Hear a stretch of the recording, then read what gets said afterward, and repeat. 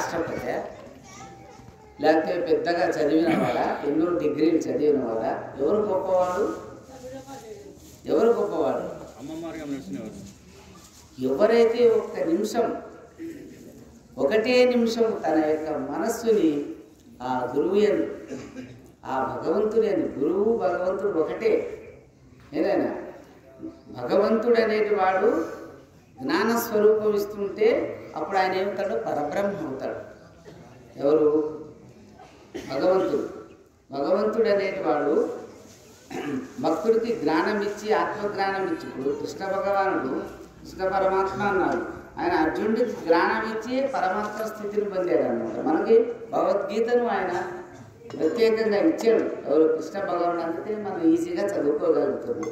ఏనాయన అట్లా పరబ్రహ్మ స్థితిని పొందిన తర్వాత ఆయన ఏమంటాం మనము? పరబ్రహ్మ, ఆయననే పరమాత్మ.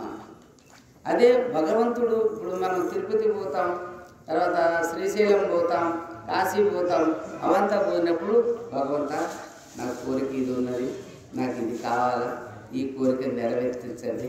ఎక్కడికైనా పోతాం, భద్రాచలం పోతాం, తిరుపతి దేవస్థానాలు వస్తున్నాయి కదా భగవంతుని పేరుతో. మనం పోయి ఏమనుకుంటామంటే ఒక కోరిక కోరుకుంటాము. మన కోరికను తీస్తే మనం భగవంతుడిని అప్పుడు ఆయన ఏమంటాడు? భగవంతుడు.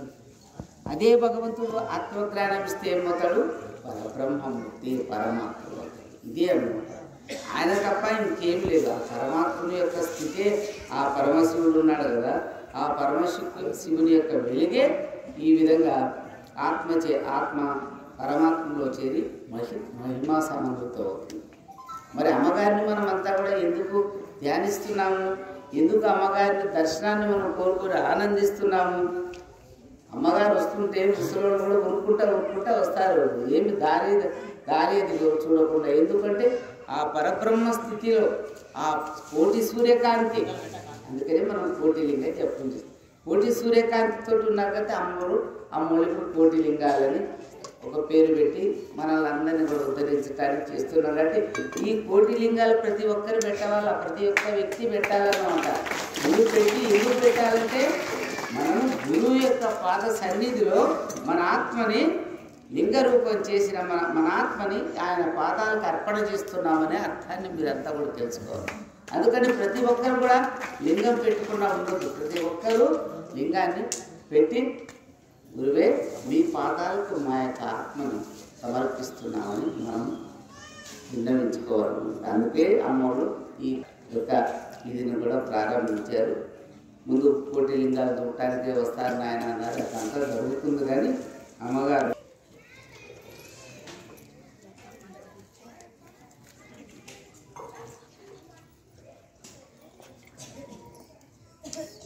అందుకని ఇప్పుడు ప్రతి ఒక్క భక్తులు ఏ విధంగా ఇప్పుడు మనం అంతా ఇక్కడ ఉన్నాం. ఉదయం నుంచి అందరూ కొంతమంది వెళ్ళిపోతారు అనుకోండి. ఇంటిదంతా మర్చిపోయినాం. ఆ యొక్క జపాన్ని చేసినాం మనం అంతా కూడా. ఆ జపం చేసినప్పుడు మన యొక్క శ్వాస ఉచ్ఛ్వాస మనలో ఉన్న యొక్క ఇది ఏమవుతుందంటే స్వచ్ఛమవుతుంది. నాడు ఆ నాడులంతా స్వచ్ఛమైనప్పుడు ఏమవుతుందంటే మన మనసు నిర్మలం అవుతుంది. మీరు ఇంతసేపు చేసేది కాట. ఉదయం 6:30కేమో స్టార్ట్ చేసాము. మన హృదయము ఏ విధంగా ఏంటంటే స్వచ్ఛత అయిందండి. ఇదే విధంగా ప్రతిరోజు మనం కూడా జపం చేసుకోవాలి. అమ్మ ఏమంటారు? జపంకి మడిమైల ఏమి లేదు, స్నానం చేయలేదు, నేను చేరాలనే భావన ఏం లేదు. అయినా స్నానం చేయకపోయినా సరే జపము ధ్యానం చేసుకోవచ్చు. ఇంకా మళ్ళీ మనం లింగ పూజని అవి ఇవి చేసుకుంటాం కదా. అట్లాంటప్పుడు భగవంతుడు అమ్మ ఫోటో ముందు మనం దీపం వెలిగించి పువ్వులు పెట్టి పూజ చేస్తాం. అప్పుడు మాత్రమే స్నానం చేసుకోవాలి. ఇంకా జపం అనేది వస్తున్నా చేస్తున్నా కూడా జపం చేసుకుంటే పరిశుద్ధత అవుతుంది. ఇది మన మనసు. అయితే కానీది అంత ఈజీగా కానీదు. అయినా ప్రయత్నం చేస్తే సాధ్యమేమి. అందుకనే నేనేమంటున్నా, అందరు ప్రతి భక్తులు మీరందరూ కూడా మీ ఇంట్లో ఉంటే కూడా ఎప్పుడు అమ్మ మందిరం మీదనే, అమ్మ సింహాసనం మీదనే అమ్మ ఉన్నట్టే మీరందరూ మనసులో పెట్టుకొని నడవండి. అది చాలా తపస్సు అవుతుంది. అది చాలా ఈజీ మార్గం అవుతుంది. ఎందుకంటే అదే అప్పుడు ఏమవుతుందంటే మీరు ఇంటికాడ ఉండొచ్చు, ఆఫీసులో ఉండొచ్చు, వ్యాపారంలో ఉండొచ్చు, లేదా ఇంకేమైనా పని చేస్తుండొచ్చు, కానీ మనస్సు అనేది ఆ మహామందిరంలో ఆ సింహాసనం మీద అమ్మగారు ప్రతిష్టమై ఉన్నట్టు మనం ఆ పాదాలయంలో మనం ఎప్పుడు కనుకుంటుంటే మన పాపం అంతా కూడా పరిహారం అవుతుంది, పుణ్యం మనకి సముపార్జన అవుతుంది. ఈ విధంగా ఎంతో ఈజీగా మనము జపము ధ్యానం అనేవి రెండు దేవతలు, అవి రెండే మార్గాలు, అవి రెండే శాశ్వతాలని మనం తెలుసుకోగలిగితే అదంతా సుల్లా. నువ్వు 1,000 కొబ్బరికాయలు కొడితే నీకు వచ్చేది ఏం లేదు, 1,000 గుమ్మడికాయలు కొడితే నీకేం లేదు, కొంతమంది గొర్రెలు పోస్తే కూడా వచ్చేది ఏం లేదు, పాపమే. కానీ ఆ గొర్రెలు పోస్తే పాపమే కానీ పుణ్యమే లేదు. భగవంతుని పేరుతో ఆ పాపాన్ని ఎందుకు చేపిస్తున్నారో, అది ఎందుకు చేస్తున్నారో మన స్వార్థం కోసం చేపిస్తున్నారు. కానీ ఆ స్వార్థంలో ఎవరు పోరాదని అమ్మగారు ఏమన్నారు, నాయన మనకు ప్రతి సంక్రాంతి రోజు మనమంతా కూడా రకరకాల నైవేద్యాలు చేసి రాసులు పోసి ఆ నైవేద్యం చేసి అందరూ తీసుకుంటాడు. శాంతి మార్గంలోనే భగవంతుని ఆరాధించాలని అమ్మ చూపిస్తుంటే కూడా ఇంకా మూర్ఖులు గొర్రెలు అంటే అది పాపానికి పోతుంది. అర్థం చేసుకోవాలి. చారానే ఉంటుంది నాయన, బారాన పోతుంది అన్నారు అమ్మ. అదొకటి తెలుసుకోవాలి. వచ్చేసింది టైము. భగవంతుడు దీన్ని చాప చుట్టుతున్నాడు, చిన్నగా చుట్టేసి ఇట్లా తిప్పేస్తాడు.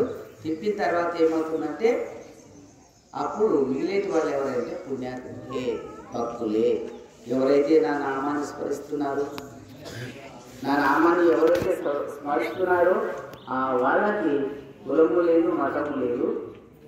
ఏ దేవుడైనా స్మరించు కానీ అహింసాకర్తలో నడువు, హింసకు పోకు అని చెప్పి అమ్మగారు ఎంతో సూక్ష్మంగా మనల్ని చెప్తున్నారు.